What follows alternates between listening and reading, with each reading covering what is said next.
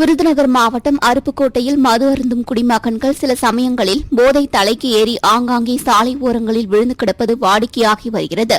இந்நிலையில் அருப்புக்கோட்டை மதுரை சாலையில் பொதுத்துறை வங்கி எதிரே அரசு மதுபான கடை அருகே போதை தலைக்கேறிய போதை ஆசாமி ஒருவர் சாலையின் நடுவே படுத்துருண்டு அட்டகாசம் செய்துள்ளார். இதனை அவ்வழியாக சென்ற பொதுமக்கள் தங்களது செல்போன்களில் படம் பிடித்து சமூக வலைதளங்களில் பதிவிட்டுள்ளனர். தற்போது இந்த வீடியோ சமூக வலைதளங்களில் பரவி வருகிறது. மயிலாடுதுறை மாவட்டம் மணக்குடியில் ஒருங்கிணைந்த பேருந்து நிலையம் கட்டப்பட்டு விரைவில் திறக்கப்பட உள்ளது. இந்த பேருந்து நிலையத்தை ஒட்டி கிராம சமுதாயத்திற்கு சொந்தமான 100 கோடி ரூபாய் மதிப்பிலான 2 ஏக்கர் இடம் உள்ளது. இதனை தனிநபர் ஒருவர் விற்பனை ஆவணமாக பதிவு செய்து அதன் மூலம் வருவாய் ஆவணங்களை மாற்றி இணை சார்பதிவாளர், மண்டல துணை வட்டாட்சியர், கிராம நிர்வாக அலுவலர் மூவரும் சேர்ந்து காவல் ஆய்வாளர், வட்டாட்சியர் உள்ளிட்டோரின் கையெழுத்தை மோசடியாக இட்டு போலி ஆவணங்களை தயாரித்து அதனை ஆவணப்பதிவு செய்ததுடன் அதற்கு பட்டாவும் பெற்றுள்ளதாக உச்சநீதிமன்ற வழக்கறிஞர் கதிரவன் என்பவர் மாவட்ட ஆட்சியர் அலுவலகத்தில் நடைபெற்ற பொதுமக்கள் குறைதீர்க்கும் நாள் கூட்டத்தில் புகார் மனு அளித்தார். மேலும் போலி ஆவணங்களை ஆய்வு செய்து மோசடியில் ஈடுபட்ட அரசு அதிகாரிகள் மீது சட்ட நடவடிக்கை எடுப்பதுடன் ஆக்கிரமிக்கப்பட்ட இடத்தை கையகப்படுத்தி கிராம மக்களுக்கு பயனளிக்கும் வகையில் பூங்கா, சமுதாய நலக்கூடம் அல்லது விளையாட்டு மைதானம் அமைத்து தர வேண்டும் என்றும் கோரிக்கை விடுத்துள்ளார். தூய்மை பணியாளர்கள் மற்றும் ஓட்டுநர்களை பணி நிரந்தரம் செய்ய நடவடிக்கை எடுக்க வேண்டும் உள்ளிட்ட பல்வேறு கோரிக்கைகளை வலியுறுத்தி தூத்துக்குடி விவிடி சிக்னல் அருகே தூய்மை பணியாளர்கள் ஆர்ப்பாட்டத்தில் ஈடுபட்டனர். ஏஐசிசிடியு மாநில தலைவர் சங்கர் தலைமையில் நடைபெற்ற இந்த ஆர்ப்பாட்டத்தில் 300க்கும் மேற்பட்டோர் கலந்து கொண்டு கோரிக்கைகளை வலியுறுத்தி கோஷங்களை எழுப்பினர். ஏஐசிசிடியு சார்பாக தூய்மை பணியாளர்கள் மற்றும் ஓட்டுநர்களுடைய ஆர்ப்பாட்டம் இன்றைக்கு நடந்து கொண்டிருக்கிறது. இந்த ஆர்ப்பாட்டத்திற்கு மிக முக்கியமான கோரிக்கைகள் என்று சொன்னால், ஒன்று, அந்த தொழிலாளர்களுக்கு குறைந்தபட்ச ஊதியம் வழங்க வேண்டும். குறைந்தபட்ச ஊதியம் என்பது மாநில அளவிலே ஒரு நாளைக்கு 725 ரூபாய். இங்கே ஆட்சியாளர் அறிவித்திருக்கக்கூடிய ஊதியம் அது ஒரு 600 ரூபாய் பக்கத்தில் வருகிறது. ஆனால் அதை எதுவுமே இந்த மாநகராட்சி கொடுப்பதில்லை என்று அதற்காக கொடுக்க வேண்டும். இந்த ஆட்சியாளர் என்ன அறிவித்திருக்கிறாரோ அந்த ஊதியத்தையாவது கொடுக்க வேண்டும். விரைவில் மாநில அரசு அறிவித்திருக்கக்கூடிய குறைந்தபட்ச ஊதியத்தை கொடுக்க வேண்டும் என்று கோரி இந்த போராட்டம் நடைபெறுகிறது. இது ஒரு காஞ்சிபுரம் மாவட்டம் வல்லம் சிப்காட்டில் சூப்பர் கேஸ் நிறுவனம் உள்ளது. இந்நிறுவனத்தில் ஸ்ரீபெரும்புதூரை சேர்ந்த குமார் ஓட்டுநராக பணியாற்றி வருகிறார். இந்நிலையில் இவர் மினி சரக்கு வாகனத்தில் 50க்கும் மேற்பட்ட சமையல் எரிவாயு சிலிண்டர்களை ஏற்றிக்கொண்டு சென்னை, பெங்களூரு தேசிய நெடுஞ்சாலை வழியாக தண்டலம் நோக்கி சென்று கொண்டிருந்தார். அப்போது இருங்காட்டுக்கோட்டை சிப்காட் பகுதியில் சென்றபோது ஓட்டுநரின் கட்டுப்பாட்டை இழந்த வாகனம் சாலையின் நடுவே பக்கவாட்டில் கவிழ்ந்து விபத்துக்குள்ளானது. இதில் வாகனத்தின் பின்புறம் இருந்த சிலிண்டர்கள் சாலையில் நாலாபுறமும் சிதறி உருண்டு ஓடின.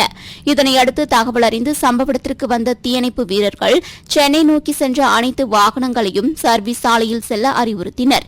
பிறகு கசிவு ஏற்பட்ட சிலிண்டர்கள் மீது முன்னெச்சரிக்கை நடவடிக்கையாக தண்ணீரை பீச்சி அடித்து சிலிண்டர்களை சாலை ஓரமாக அப்புறப்படுத்தினர். இதனால் பெரும் விபத்து தவிர்க்கப்பட்டது. இந்த விபத்து காரணமாக அப்பகுதியில் சிறிது நேரம் பதட்டமான சூழல் காணப்பட்டது. மேலும் வாகனம் கவிழ்ந்ததற்கான காரணம் குறித்து ஸ்ரீபெரும்புதூர் போலீசார் விசாரணை நடத்தி வருகின்றனர். திருச்சி மாவட்டம் லால்குடி அருகே உள்ள ஆதிக்குடி கிராமத்தை சேர்ந்தவர்கள் ராஜேஷ், அனுஷியா தம்பதியினர். இவர்களுக்கு 2 மகன்கள் உள்ளனர். ஜோதிடம் வேலை பார்த்து வரும் ராஜேஷுக்கு மது பழக்கம் இருந்து வந்துள்ளது. இதனால் கணவன் மனைவிக்கு இடையே அடிக்கடி தகராறு ஏற்பட்டு வந்ததாக கூறப்படுகிறது. இந்நிலையில் ராஜேஷ் வழக்கம் போல் மது அருந்திவிட்டு வீட்டிற்கு வந்துள்ளார். இதனால் கணவன் மனைவிக்கு இடையே தகராறு ஏற்பட்டுள்ளது. இதில் ஆத்திரமடைந்த ராஜேஷ் வீட்டில் இருந்து அரிவாளை எடுத்து தனது மனைவி அனுஷியாவை வெட்டிவிட்டு அங்கிருந்து தப்பி சென்று விட்டார். இதில் படுகாயமடைந்த அனுஷியாவை அக்கம் பக்கத்தினர் மீட்டு சிகிச்சைக்காக லால்குடி அரசு மருத்துவமனைக்கு கொண்டு சென்ற நிலையில் அங்கு அவரை பரிசோதித்த மருத்துவர்கள் அவர் ஏற்கனவே இறந்துவிட்டதாக தெரிவித்தனர். இச்சம்பவம் குறித்து லால்குடி போலீசார் வழக்கு பதிவு செய்து மனைவியை கொலை செய்துவிட்டு தப்பி சென்ற கணவனை தேடி வருகின்றனர். சென்னை கொருக்குப்பேட்டை பகுதியில் வசித்து வருபவர் குணசேகரன். இவர் கடந்த 3 மாதங்களாக மணிப்பூரில் மத்திய தொழில்துறை பாதுகாப்பு வீரராக பணியாற்றி வந்தார். இதனிடையே குணசேகரன் மனைவி கோமதி இவருடன் ஏற்பட்ட கருத்து வேறுபாடு காரணமாக 2 மாதங்களாக பிரிந்து தாய் வீட்டில் வசித்து வருகிறார். இந்நிலையில் கடந்த சில நாட்களுக்கு முன்பு கோமதியின் தந்தை உடல்நலக்குறைவால் உயிரிழந்த நிலையில் இறுதி சடங்கில் குணசேகரன் கலந்து கொண்டிருக்கிறார். ஆனால் அங்கேயும் மனைவி கோமதி பேசாமல் இருந்துள்ளார். இதனையடுத்து நேற்று முன்தினம் கோமதியின் தந்தையின் 16ஆம் நாள் காரியத்திற்கு தன்னை அழைக்காததால் மனமுடைந்த குணசேகரன் வீட்டில் தூக்கிட்டு தற்கொலை செய்து கொண்டார். இதுகுறித்து தகவல் அறிந்து சம்பவ இடத்திற்கு சென்ற ஆர்கே நகர் போலீசார் குணசேகரனின் உடலை கைப்பற்றி அரசு ஸ்டான்லி மருத்துவமனைக்கு அனுப்பி வைத்து இது தொடர்பாக வழக்கு பதிவு செய்து விசாரணை மேற்கொண்டு வருகின்றனர். மாமனாரின் காரியத்திற்கு மனைவி அழைக்காததால் கணவன் மனமுடைந்து தூக்கிட்டு தற்கொலை செய்து கொண்ட சம்பவம் அப்பகுதியில் சோகத்தை ஏற்படுத்தியுள்ளது. செங்கல்பட்டு மாவட்டம் காட்டாங்குளத்தூர் வட்டார வளர்ச்சி அலுவலகத்தில் தமிழக அரசு ஊரக வாழ்வாதார இயக்கம் மகளிர் சுய உதவி குழுவினர் சார்பில் வட்டார அளவிலான பாரம்பரிய சிறுதானியங்கள் உணவு திருவிழா நடைபெற்றது. இந்நிகழ்ச்சியில் செங்கல்பட்டு சட்டமன்ற உறுப்பினர் வரலட்சுமி மதுசூதனன் சிறப்பு அழைப்பாளராக பங்கேற்று நிகழ்ச்சியை துவங்கி வைத்து சுய உதவிக் குழுக்கள் செய்த உணவினை சுவைத்து பார்த்தார். இதனைத் தொடர்ந்து சிறுதானிய உணவுப் பொருட்களை சிறப்பாக செய்த பெண்களுக்கு பரிசுப் பொருட்கள் வழங்கப்பட்டன. இந்நிகழ்ச்சியில் காட்டாங்குளத்தூர் ஒன்றியக்குழு தலைவர் உதயா கருணாகரன், துணை பெருந்தலைவர் ஏவிஎம் இளங்கோ, வட்டார வளர்ச்சி அலுவலர்கள் உள்ளிட்ட ஏராளமானோர் பங்கேற்றனர். சேலம் மாவட்டம் சங்ககிரி அருகே ஆவரங்கம்பாளையம் பகுதியில் உள்ள தனியார் திருமண மண்டபத்தையொட்டி செல்லும் சர்வீஸ் சாலையின் ஓரத்தில் சிறிய பாலத்தின் கீழ் துர்நாற்றம் வீசி வருவதாக அப்பகுதி மக்கள் வைகுந்தம் கிராம நிர்வாக அலுவலர் ஜெயக்குமாருக்கு தகவல் அளித்துள்ளனர். இதனையடுத்து இது தொடர்பாக சங்ககிரி போலீசாருக்கு புகார் அளித்ததன் பேரில் சம்பவ இடத்திற்கு சென்ற மாவட்ட காவல் கண்காணிப்பாளர் கௌதம் கோயல் தலைமையிலான டிஎஸ்பி ராஜா மற்றும் போலீசார் விசாரணை மேற்கொண்டனர். அப்போது பாலத்திற்கு கீழ் சூட்கேட்ஸில் ஒரு இளம் பெண்ணின் சடலம் அழுகிய நிலையில் இருப்பதைக் கண்டு அதிர்ச்சி அடைந்தனர். முதற்கட்ட விசாரணையில் உயிரிழந்த பெண்ணை வேறு எங்காவது கொலை செய்து இங்கு கொண்டு வந்து வீசி சென்றிருக்கலாம் என்றும், சடலமாக மீட்கப்பட்ட பெண்ணிற்கு சுமார் 20 வயது முதல் 30 வயது இருக்கலாம் என்றும் தெரியவந்துள்ளது. இச்சம்பவம் அப்பகுதியில் பெரும் பரபரப்பை ஏற்படுத்தியுள்ளது. நீலகிரி மாவட்டம் உதகை நகராட்சிக்குட்பட்ட பல்வேறு பகுதிகளிலும் முக்கிய சாலைகளில் இரவு நேரங்களில் முறையாக தெருவிளக்குகள் எரியாததால் பொதுமக்கள் மற்றும் சுற்றுலாப் பயணிகள் கடும் அவதிக்குள்ளாகி வருகின்றனர். குறிப்பாக இரவு நேரங்களில் 36 வார்டுகளிலும் முறையாக தெருவிளக்குகள் எரியாததால் இரவு நேரங்களில் தெருநாய்கள் பொதுமக்களை துரத்தி வருவதும் அவர்களை தாக்குவதும் தொடர்கதையாகி வருகிறது. மேலும் இரவு நேரங்களில் காட்டெருமை, சிறுத்தை, கரடி உள்ளிட்ட வனவிலங்குகளும் ஊருக்குள் வருவதால் பொதுமக்கள் மற்றும் சுற்றுலா பயணிகளின் பாதுகாப்பு கேள்விக்குறியாகியுள்ளது. எனவே உதகை நகராட்சி உடனடியாக தெருவிளக்குகள் சீரமைக்கப்பட்டு தரமுள்ள தெருவிளக்குகளை பொருத்த நடவடிக்கை எடுக்க வேண்டும் என உள்ளூர் மக்கள் கோரிக்கை விடுத்துள்ளனர். திருச்சி பொதிகை கோஆப்டெக்ஸ் விற்பனை நிலையத்தில் தீபாவளி 2024 சிறப்பு தள்ளுபடி முதல் விற்பனையை நகராட்சி நிர்வாகத்துறை அமைச்சர் KN நேரு, மாவட்ட ஆட்சியர் பிரதீப்குமார் ஆகியோர் குத்துவிளக்கு ஏற்றி துவங்கி வைத்தனர். இவ்விழாவில் மாநகராட்சி ஆணையர் சரவணன், மேயர் அன்பழகன் மற்றும் கோஆப்டெக்ஸ் மண்டல மேலாளர், விற்பனை மேலாளர் சங்கர், அரசு அலுவலர்கள், வாடிக்கையாளர்கள், பொதுமக்கள் மற்றும் கோஆப்டெக்ஸ் ஊழியர்கள் உள்ளிட்டோர் கலந்து கொண்டனர். ராமநாதபுரம் மாவட்டம் பரமக்குடி அருகே புதுக்குடி வினோபா நகரில் 150க்கும் மேற்பட்ட குடும்பங்கள் வசித்து வருகின்றனர்.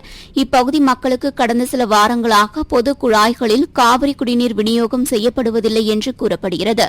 இதனால் டேங்கர் லாரிகளில் குடம் 12 ரூபாய் கொடுத்து வாங்கி அன்றாட தேவைகளுக்கு பயன்படுத்தி வருவதாக அப்பகுதி மக்கள் வேதனை தெரிவித்தனர். இந்நிலையில் அப்பகுதி பெண்கள் காலி குடங்களுடன் சென்று மாவட்ட ஆட்சியரிடம் மனு அளித்தனர். புதுச்சேரியின் கிராமப் பகுதியான பாகூர் பகுதியைச் சேர்ந்தவர் முதியவர் ராதாகிருஷ்ணன். இவர் அப்பகுதியைச் சேர்ந்த 7 வயது சிறுமிக்கு கடந்த சில தினங்களுக்கு முன்பு சாக்லேட் வாங்கி தருவதாக கூறி தனது வீட்டிற்கு அழைத்து சென்று பாலியல் தொந்தரவு கொடுத்ததாக கூறப்படுகிறது. இதுகுறித்து சிறுமி அவரது பெற்றோரிடம் தெரிவித்துள்ளார். இதனால் அதிர்ச்சியடைந்த சிறுமியின் பெற்றோர் இதுகுறித்து பாகூர் காவல் நிலையத்தில் புகார் அளித்துள்ளனர். அதன் பேரில் பாகூர் போலீசார் ராதாகிருஷ்ணன் மீது போக்சோ சட்டத்தில் வழக்கு பதிவு செய்து தலைமறைவாக இருந்த அவரை கைது செய்து நீதிமன்றத்தில் ஆஜர்படுத்தி சிறையில் அடைத்தனர். சிவகங்கை மாவட்டம் காரைக்குடி அருகே அமராவதி புதூர் தனியார் பொறியியல் கல்லூரி வளாகத்தில் பள்ளி கல்வித்துறை சார்பில் மாநில அளவிலான கராத்தே போட்டி நடைபெற்றது. மாவட்ட உடற்கல்வி ஆய்வாளர் கார்த்திகேயன், மாவட்ட கராத்தே சங்க தலைவர் ருக்மா சரவணன், செயலாளர் சுகுமார் முன்னிலையில் காரைக்குடி உதவி காவல் கண்காணிப்பாளர் அனிகேத் அசோக் போட்டிகளை தொடங்கி வைத்தார். இதில் மாணவ மாணவிகளுக்கு தனித்தனியாக 14, 17, 19 வயதுக்குட்பட்டோர் மற்றும் வெவ்வேறு எடை பிரிவுகளில் போட்டிகள் நடைபெற்றன. மாநிலம் முழுவதும் இருந்து அரசு மற்றும் அரசு உதவி பெறும் பள்ளிகள், தனியார் பள்ளிகளைச் சேர்ந்த 3000க்கும் மேற்பட்ட மாணவர்கள் பங்கேற்றனர். 3 நாட்கள் நடைபெறும் போட்டியில் வெற்றி பெறும் 69 மாணவ மாணவிகள் தேசிய அளவிலான கராத்தே போட்டிக்கு கலந்து கொள்ள தகுதி பெறுவர். திருவாரூர் மாவட்ட ஆட்சியர் அலுவலக வளாகத்தில் போஷான்மா திட்டத்தின்படி ஒருங்கிணைந்த குழந்தைகள் வளர்ச்சி திட்டப் பணிகள் குறித்த விழிப்புணர்வு கண்காட்சியினை மாவட்ட ஆட்சியர் சாருஸ்ரீ தொடங்கி வைத்து பார்வையிட்டார். இதனைத் தொடர்ந்து ஊட்டச்சத்து உணவுகள் சிறப்பாக சமைத்து காட்சிப்படுத்திய வட்டாரங்களுக்கு பாராட்டு சான்றிதழ்களையும், குழந்தைகள், கர்ப்பிணி பெண்கள், பாலூட்டும் தாய்மார்களுக்கான உணவு கட்டுப்பாடு குறித்து கல்லூரி மாணவிகளிடையே நடத்தப்பட்ட போட்டியில் வெற்றி பெற்ற மாணவிகளுக்கு பாராட்டு சான்றிதழ்களையும் வழங்கினார். இந்நிகழ்வில் ஒருங்கிணைந்த குழந்தை வளர்ச்சி மாவட்ட திட்ட அலுவலர் முனைவர் புவனேஸ்வரி உள்ளிட்ட அரசு அலுவலர்கள் கலந்து கொண்டனர். உலக இதய நோய் தினத்தையொட்டி கோவை மாவட்டம் பொள்ளாச்சியில் மாரடைப்பு குறித்து இந்திய மருத்துவ சங்கம், இருதய நோய் மருத்துவர்கள் மற்றும் தன்னார்வ மாணவர்கள் சார்பில் விழிப்புணர்வு பேரணி நடைபெற்றது. பொள்ளாச்சி மகாலிங்கபுரம் ஆர்ச் பகுதியில் தொடங்கிய பேரணி கோவை சாலை, பல்லடம் சாலை, புதிய திட்ட சாலை உள்ளிட்ட முக்கிய வீதிகள் வழியாக மகாலிங்கபுரம் ரவுண்டானாவில் நிறைவடைந்தது. இப்பேரணியில் மாரடைப்பு நோய் குறித்து விழிப்புணர்வு ஏற்படுத்தும் வகையில் வாசகங்கள் அடங்கிய பதாகைகளை கைகளில் ஏந்தியவாறு 200க்கும் மேற்பட்ட தன்னார்வலர்கள் கலந்து கொண்டனர். பின்னர் செய்தியாளர்களை சந்தித்த இருதய சிறப்பு மருத்துவர் பெரியசாமி, இளைஞர்கள் தீய பழக்க வழக்கங்களுக்கு அடிமையாகாமல் உடற்பயிற்சி, யோகா, உணவு பழக்க வழக்கங்களை கடைபிடித்து இருதய நோயிலிருந்து தங்களை காத்துக்கொள்ள வேண்டும் என்று தெரிவித்தார். இந்த மாரடைப்பு வருவதற்கான காரணங்கள் என்னெல்லாம் இருக்குது, குறிப்பாக வர்றதுக்கான காரணங்கள் புகைங்கிறது ரொம்ப தெரியும். அது ஒரு டென்ஷன் தான். இப்போது இந்தியாவில் குறிப்பாக மாரடைப்பு வர்றதுக்கான மிக முக்கியமான காரணம் அதிக மன அழுத்தம். காலிலேருந்து படுக்க வரலும் அந்த ஒவ்வொரு மூவும் மன அழுத்தத்தோடு தான் ஓடிட்டுருக்கு. ஸோ அதனால் அந்த மன அழுத்தம் குறைக்கிறதுக்கான எல்லா வழிமுறைகளும் கடைப்பிடிக்கணும். சாப்பாடில் கவனமாக இருக்கணும், அது உடற்பயிற்சியும் கவனமாக இருக்கணும். அது இந்த லோடிங் டோஸ் அப்படிங்கிற ஒரு கான்செப்ட் ரொம்ப இந்தியாவில் தான், குறிப்பாக தமிழகத்தில் இந்த லோடிங் டோஸ் பற்றி நிறைய வாட்ஸ்அப்பில் மெசேஜ் வருது. இந்த லோடிங் டோஸுங்கிறது கொலஸ்ட்ரால் மருந்தும் பிளட் தின்னிங் மெடிசன், அடப்புகள் எடுக்கிற கரைக்கிற பிளட் தின்னிங் மெடிசன் கலந்த ஒரு 3 மாத்திரைகள். எது நோய் இல்லைன்னா அந்த மாத்திரையினால விளைவுகள் அல்சர் வீடாயிரும், கணையம் கட்டு போயிடும், பின்விளைவுகள் ரொம்ப தீவிரமாக இருக்குது. அதனால் இதய நோய் சந்தேகம் இருந்தால் பக்கத்தில் இருக்கிற டாக்டர்கிட்ட போய் இசிஜி எடுத்து டாக்டருடைய அறிவுரைப்படி தான் அந்த லோடிங் டோஸ் எடுத்துக்கணும். தூத்துக்குடியில் கடந்த சில நாட்களுக்கு முன்பு 11 வயது சிறுமியை அவரது தந்தையை பாலியல் வன்கொடுமை செய்த சம்பவம் அதிர்ச்சியை ஏற்படுத்தியது. இந்த சம்பவத்திற்கு கண்டனம் தெரிவித்தும் தமிழகத்தில் பெண் குழந்தைகளின் மீதான பாலியல் வன்கொடுமைகள் அதிகரித்து வருவதை தடுக்க ஒன்றிய, மாநில அரசுகள் நடவடிக்கை எடுக்க வேண்டும். மேலும் பள்ளி, கல்லூரிகள் மற்றும் பொதுமக்கள் கூடும் இடங்களில் பாலியல் குற்றங்களை தடுக்கும் வகையில் விழிப்புணர்வு பிரச்சாரம் செய்ய வேண்டும். குற்றங்களில் ஈடுபடும் குற்றவாளிகளுக்கு கடுமையான தண்டனை வழங்கப்படுவதுடன் ஜாமீனில் வெளிவர முடியாதபடி நடவடிக்கை எடுக்க வேண்டும் என்பதை வலியுறுத்தி இந்திய ஜனநாயக மாதர் சங்கம் சார்பில் கண்டன ஆர்ப்பாட்டம் நடைபெற்றது. இந்திய ஜனநாயக மாதர் சங்க மாவட்ட செயலாளர் பூமயில் தலைமையில் நடைபெற்ற இந்த கண்டன ஆர்ப்பாட்டத்தில் ஏராளமானோர் கலந்து கொண்டு பாலியல் வன்கொடுமை சம்பவங்களை கண்டித்தும் மத்திய, மாநில அரசுகள் தடுத்து நிறுத்த வலியுறுத்தியும் கண்டன கோஷங்களை எழுப்பினர். தூத்துக்குடியில் 11 வயது சிறுமியை அவருடைய தந்தையே கிட்டத்தட்ட 1 வருட காலமாக பாலியல் வன்கொடுமை செய்திருக்கின்றார். மிரட்டியே அந்த குழந்தையை பாலியல் வன்கொடுமை என்பது செய்திருக்கின்றார். இந்த சம்பவத்தை கண்டித்து அனைத்திந்திய ஜனநாயக மாதர் சங்கத்தின் சார்பாக இன்றைக்கு தூத்துக்குடியில் எங்கள் ஆர்ப்பாட்டத்தை நடத்த இருக்கின்றோம். இந்திய நாடு முழுவதும், குறிப்பாக தமிழ்நாடு முழுவதும் இன்றைக்கு பெண் குழந்தைகள் மீதான பாலியல் வன்கொடுமைகள் அதிகரித்து கொண்டே இருக்கின்றது. அதற்கான சரியான சட்டம் இருக்கக்கூடிய வகை இருந்தாலும் கூட சட்டத்தில் இருக்கக்கூடிய ஓட்டையை பயன்படுத்தி குற்றவாளிகள் தப்பிப்பதனால் பயம் இல்லாமல் தினமும் குழந்தைகள் மீதான வன்முறை நடந்து கொண்டே இருக்கின்றது. ஆகவே அனைத்து இந்திய ஜனநாயக மாதர் சங்கத்தின் சார்பாக நாங்கள் கோரிக்கை வைப்பது, எல்லா அரசு பள்ளி கல்லூரிகளிலும் அதே போல அரசு உதவி பெறும் பள்ளி கல்லூரிகளிலும் அதே போல பொதுமக்கள் கூடக்கூடிய இடங்களிலும் விழிப்புணர்வு பிரச்சாரத்தினை மத்திய மாநில அரசுகள் செய்ய வேண்டும். தேனி மாவட்டம் பெரியகுளம் அருகே மேற்கு தொடர்ச்சி மலை அடிவாரத்தில் உள்ள கும்பக்கரை அருவியின் நீர்பிடிப்பு பகுதிகளில் மழை பெய்யாத நிலையில் அருவிக்கு நீர்வரத்து குறைந்து காணப்பட்டது. இந்நிலையில் பள்ளிகளுக்கு காலாண்டு விடுமுறை விடப்பட்டுள்ளதால் வெப்பத்தின் தாக்கத்தை தணிப்பதற்காக கும்பக்கரை அருவியில் சுற்றுலா பயணிகள் அதிக அளவில் குவிந்து ஆர்ப்பரித்து கொட்டும் அருவியில் குளித்து மகிழ்ச்சி அடைந்தனர். ராணிப்பேட்டை மாவட்டம் முத்துக்கடை பேருந்து நிலையம் அருகே தமிழ்நாடு அனைத்து கிராம நிர்வாக அலுவலர்கள் சங்கங்களின் கூட்டமைப்பு சார்பில் டிஜிட்டல் கிராஃப்ட் சர்வே பணிக்கு தேவையான உபகரணங்கள் வழங்க வேண்டும் என வலியுறுத்தி கருப்பு பேட்ச் அணிந்து கண்டன ஆர்ப்பாட்டத்தில் ஈடுபட்டனர். மாவட்ட தலைவர் சிவக்குமார் தலைமையில் நடைபெற்ற இந்த ஆர்ப்பாட்டத்தில் டிஜிட்டல் கிராஃப்ட் சர்வே பணிக்கு தேவையான உபகரணங்களான டேப் மற்றும் மதிப்பூதியம் வழங்க வேண்டும் என்றும் பணியாளர்களின் பற்றாக்குறையை போக்கும் வகையில் கூடுதல் பணியாளர்களை நியமிக்க உடனடி நடவடிக்கை வேண்டும் உள்ளிட்ட கோரிக்கைகளை வலியுறுத்தி கோஷங்களை எழுப்பினர். ராமநாதபுரம் மாவட்டம் பரமக்குடி அரசு ஆண்கள் மேல்நிலைப் பள்ளியில் தூய்மை பாரத இயக்கம் மாவட்ட ஊரக வளர்ச்சி முகமை சார்பில் மினி மாரத்தான் போட்டி நடைபெற்றது. இப்போட்டியை பரமக்குடி சார் ஆட்சியர் அபிலாஷா கொடியசைத்து துவங்கி வைத்தார். ஆண்கள் பெண்கள் என இரு பிரிவுகளாக நடைபெற்ற இப்போட்டியில் பரமக்குடி மற்றும் அதன் சுற்றுவட்டார பகுதிகளைச் சேர்ந்த 500க்கும் மேற்பட்ட இளைஞர்கள் சிறுவர்கள் பங்கேற்றனர். ஆண்கள் மேல்நிலைப் பள்ளியிலிருந்து தொடங்கிய போட்டி ஓட்டப்பாலம் 5 முனை சாலை கிருஷ்ணா தியேட்டர் மற்றும் சர்வீஸ் சாலை வழியாக 8 கிலோமீட்டர் தூரம் நடைபெற்றது. இதில் வெற்றி பெற்றவர்களுக்கு பரிசுகளும் சான்றிதழ்களும் ஊரக வளர்ச்சித்துறை சார்பில் வழங்கப்பட்டது.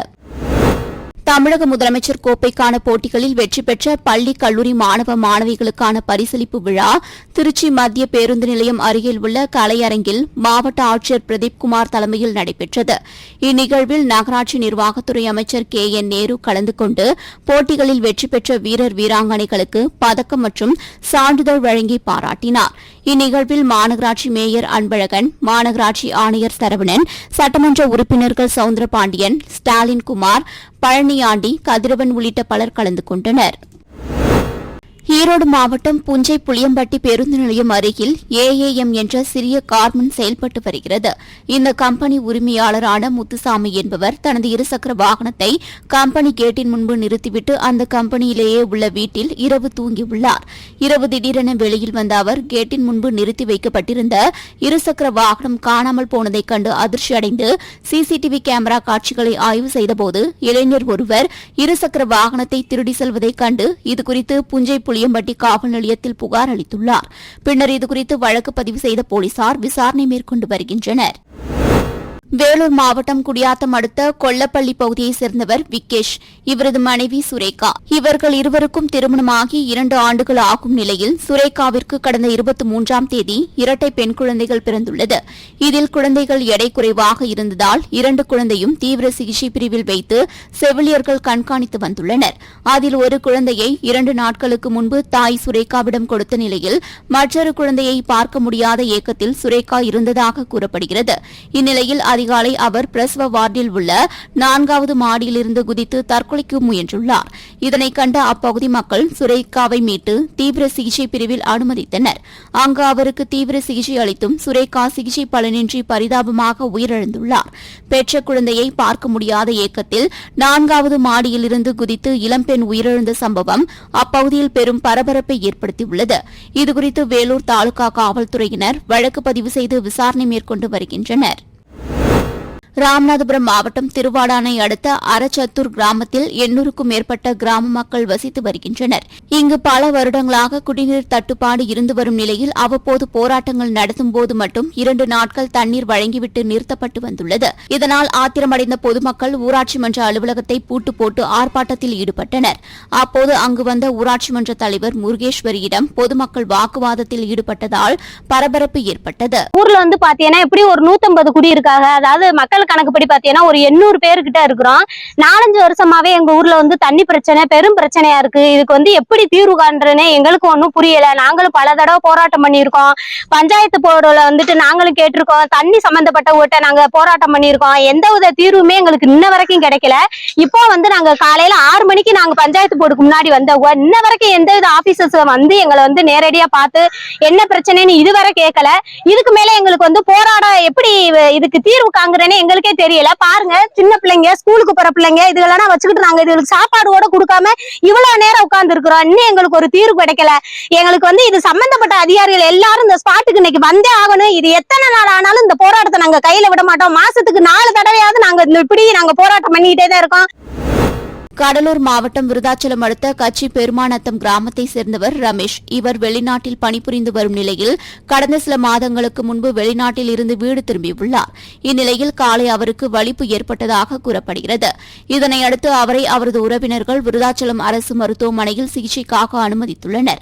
அங்கு அவர் உயிரிழந்த நிலையில் அவருக்கு மருத்துவர்கள் உரிய சிகிச்சை அளிக்காததால் இளைஞர் உயிரிழந்ததாக கூறி ரமேஷின் உறவினர்கள் ஆத்திரமடைந்து மருத்துவர்கள் மற்றும் செவிலியர்களிடம் வாக்குவாதத்தில் ஈடுபட்டதால் பரபரப்பு ஏற்பட்டது. விருத்தாசலம் அரசு மருத்துவமனையில் இன்னைக்கு 38 வயசு மதிக்கத்தக்க ரமேஷ் என்பவரை மதியானம் இந்த ஹாஸ்பிட்டலில் அட்மிட் பண்ணியிருக்காங்க. 4 மணி நேரமா உயிருக்கு போராடியும் அரசு மருத்துவர்கள் வந்து அவரை பார்க்காததால இன்னைக்கு அவர் உயிரிழந்திருக்காரு. இதுக்கு அரசு மருத்துவமனை உள்ள அரசு மருத்துவர்களின் மெத்தன போக்கு தான் காரணம். இங்க இருக்கக்கூடிய CMO சாமிநாதன் அவர்கள் அரசு மருத்துவமனையில 25-27 டாக்டர் இருக்கக்கூடிய இடத்துல 15 டாக்டர் தான் இருக்காங்க. மருத்துவர்கள் பற்றாக்குறையால தொடர்ந்து சட்டம் ஒழுங்கு பிரச்சனை இந்த அரசு மருத்துவமனையில நடந்துகிட்டு இருக்கு. அரசு மருத்துவர்கள் பற்றாக்குறை, செவிலியர்கள் பற்றாக்குறை, ஸ்டாஃபுக பற்றாக்குறை. இன்னைக்கு அரசு மருத்துவமனையில இன்னைக்கு ஒரு வாரத்துக்கு 4 பிரச்சனை ஆகுது. காவல்துறையை வைத்துக் கொண்டு அரசு மருத்துவமனை நடத்தக்கூடிய சூழ்நிலை உருவாகிட்டு இருக்கு. அரசு மருத்துவமனைக்கு வந்தாலே டெத்துங்கிற சூழ்நிலை உருவாகுது. இத அரசாங்கம் செவிசாச்சு இந்த விருத்தாசலம் அரசு மருத்துவமனைக்கு கூடுதல் மருத்துவர்களும் கூடிய செவிலியர்களும் உடனே நியமிச்சு உயிர் சேதங்களை தடுக்குமாறு அரசாங்கத்திற்கு கேட்டுக்கொள்கிறேன். ஸ்போர்ட்ஸ் தமிழ்நாடு ரோல்பால் அசோசியேஷன் சார்பில் 11 வயதுக்குட்பட்ட ஆண்கள் மற்றும் பெண்களுக்கான 5வது தென்னிந்திய ரோல்பால் போட்டிகள் பெரம்பலூரில் கடந்த சனி மற்றும் ஞாயிற்றுக்கிழமைகளில் நடைபெற்றது. இதில் தமிழ்நாடு, புதுச்சேரி, கேரளா, ஆந்திரா, கர்நாடகா, அந்தமான் ஆகிய 6 மாநில அணிகள் கலந்து கொண்டன. விறுவிறுப்பாக நடைபெற்ற போட்டியின் இறுதியில் தமிழ்நாடு அணி வெற்றி பெற்று சாம்பியன் பட்டத்தையும் தங்கப் பதக்கத்தையும் பெற்றது. வெற்றி பெற்ற வீரர்களுக்கு சின்னாலப்பட்டி ராஜன் உள்விளையாட்டு அரங்கில் பாராட்டு விழா நடைபெற்றது. ஸ்போர்ட்ஸ் தமிழ்நாடு ரோல்பால் அசோசியேஷனின் துணைத் தலைவரும் சர்வதேச நடுவருமான பிரேம்நாத் வீரர்களுக்கு கிரீடம் அணிவித்து வாழ்த்து தெரிவித்தார். புதுச்சேரியில் சுமார் 5000க்கும் மேற்பட்ட ஆட்டோக்கள் இயங்கி வருகிறது. இந்நிலையில் கடந்த வாரம் ஆட்டோ தொழிலாளர்கள் முதலமைச்சர் ரங்கசாமியை சந்தித்து புதுச்சேரியில் இருசக்கர வாகனம் மற்றும் பைக் ஆகியவற்றை வாடகைக்கு விடுவதை உடனடியாக தடை செய்ய வேண்டும் உட்பட பல்வேறு கோரிக்கைகள் அடங்கிய மனுவினை அளித்தனர். ஆனால் இதுவரை மனு மீது எந்தவித நடவடிக்கையும் எடுக்காததால் புதுச்சேரி மாநில அனைத்து ஆட்டோ சங்கங்களின் கூட்டு போராட்ட சார்பில் புதுச்சேரி மாநிலத்தில் இருசக்கர வாகனம் மற்றும் பைக் ஆகியவற்றை சுற்றுலா பயணிகள் வாடகைக்கு விடுவதை உடனடியாக தடை செய்ய வேண்டும். ஆட்டோ தொழிலாளர்களுக்கும் நல வாரியம் அமைத்து தீபாவளி உதவித்தொகையாக 4000 ரூபாய் வழங்கிட வேண்டும். மேலும் ஆட்டோக்களுக்கு விதிக்கப்படும் ஸ்பாட் ஃபைன் அபராத முறையை கைவிட வேண்டும் உட்பட பல்வேறு கோரிக்கைகளை வலியுறுத்தி ஒருநாள் வேலை நிறுத்த போராட்டத்தில் ஈடுபட்டுள்ளனர். இதன் காரணமாக புதுச்சேரி மாநிலம் முழுவதும் சுற்றுலா பயணிகள் மற்றும் பொதுமக்கள் மிகுந்த அவதிக்கு உள்ளாகி வருகின்றனர். புதுச்சேரியில் அரசு பள்ளிகளில் பயிலும் மாணவர்களின் புத்தக சுமையை போக்கும் வகையிலும் மன அழுத்தம் ஏற்படாத வகையில் மாதத்தின் கடைசி நாளில் புத்தக பை இல்லா தினம் கொண்டாடப்படுகிறது. இந்த நாளில் மாணவர்கள் புத்தக பைகள் இல்லாமல் பள்ளிக்கு வருகை தந்து கைவினைப் பொருட்கள் செய்தல் உள்ளிட்ட பல்வேறு செயல்களை செய்து வருகின்றனர். இந்நிலையில் புதுச்சேரி நகரப்பகுதியில் உள்ள எக்கோல் ஆங்கில அரசு தொடக்கப் பள்ளியில் 2ஆம் வகுப்பு மாணவர்களுக்கு முதன்முறையாக AI தொழில்நுட்பம் மூலம் செல்லப்பிராணி மற்றும் காட்டு விலங்குகளை மாணவர்கள் தொட்டும் அதன் மீது ஏறி அமர்ந்தும் மகிழ்ந்தனர். மேலும் அந்த விலங்கை பற்றியும் அதன் குணாதிசயங்கள் பற்றியும் ஆசிரியர்கள் அவர்களுக்கு விளக்கினர். விருதுநகர் மாவட்டம் அருப்புக்கோட்டை அருகே அத்திப்பட்டியைச் சேர்ந்தவர் கருப்புசாமி. இவர் கணேஷ் நகர் அருகே டைல்ஸ் கடை வைத்து நடத்தி வருகிறார். இவர் தனது கடையில் உள்ள சரக்கு வாகனங்களுக்கு மாத தவணை செலுத்துவதற்காக தினம்தோறும் ஒரு குறிப்பிட்ட அளவு பணத்தை கடையில் உள்ள உண்டியலில் சேமித்து வைப்பதை வழக்கமாக கொண்டிருந்தார். இந்நிலையில் கருப்பசாமி இரவு வழக்கம் போல் கடையை பூட்டிவிட்டு மீண்டும் காலை கடையை திறப்பதற்காக வந்து பார்த்தபோது கடையின் வெளிப்பக்க பூட்டு உடைக்கப்பட்டிருப்பதைக் கண்டு அதிர்ச்சியடைந்தார். பின்னர் கடையில் உள்ளே சென்று பார்த்தபோது கருப்பசாமி உண்டியலில் சேர்த்து வைத்திருந்த 15,000 ரூபாய் பணத்தை மர்ம நபர்கள் உண்டியலை உடைத்து திருடி சென்றது தெரியவந்தது. இந்த திருட்டு சம்பவம் குறித்து தாலுகா காவல் நிலைய போலீசார் வழக்கு பதிவு செய்து விசாரணை மேற்கொண்டு வருகின்றனர்.